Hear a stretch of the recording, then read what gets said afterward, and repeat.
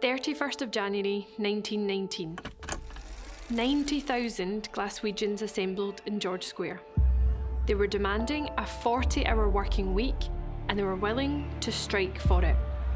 The protest, though, quickly escalated. The red flag was raised, flying in the wind across George Square.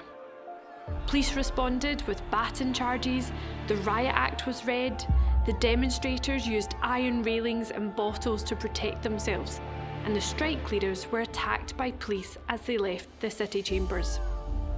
The government were worried. Want to know what happens next? This is Think 4.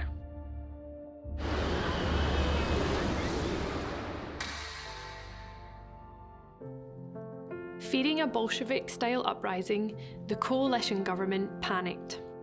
Historians have suggested that 12,000 English troops were brought in to restore order. The Scottish troops, stationed at Maryhill Barracks, were locked in, fearing that they would sympathise with the strikers. Machine gun posts were set up across the city and tanks called on the streets of Glasgow. Glasgow had gained a reputation of being the centre of socialism during the First World War. But was it now a hotbed for a communist revolution?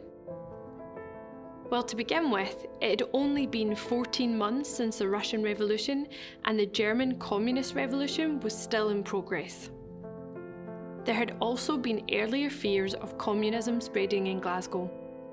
John Maclean, a revolutionary Marxist and ringleader, was appointed as the Russian ambassador in Glasgow by the Bolsheviks. He had also been cheered through the streets on his release from prison for sedition.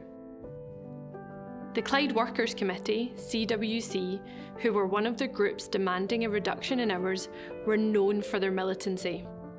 One such example was on Christmas Day 1915. Lloyd George was giving a speech to munition workers in Glasgow, but was soon drowned out by the CWC singing the socialist anthem, the Red Flag. And one of the leaders of the rally at George Square, William Gallagher, who was arrested and sentenced to jail for his involvement, later became a Communist MP and a founding member of the Communist Party of Great Britain. And the fact that the red flag was flown across the crowds at George Square seemed to seal the deal that this was indeed a communist revolution. Recent interpretations, however, suggest the legend of Red Clydeside has been developed as a political drive for nationalist support, and many of the events we have already discussed didn't even happen. One such event was the arrival of English troops to crush the revolution. Historian Barclay, however, argues that there was only one English regiment based in Scotland at this time in Bridge of Allan. The rest, bar one other battalion used at George Square, were made up of Scottish troops.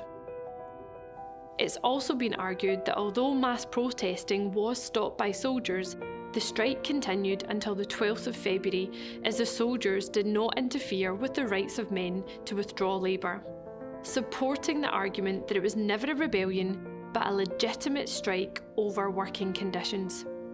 Even Willie Gallagher, the leader I mentioned earlier, claimed that they were not seeking a revolution in January 1919, although he did say that in hindsight they should have been.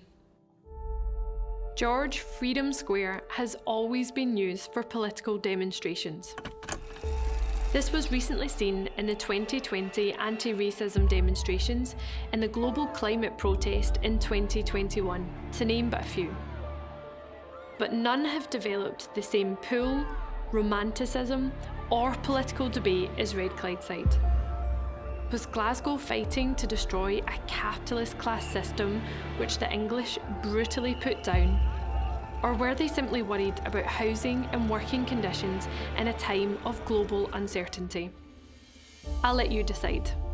This was Think 4. Thanks for watching.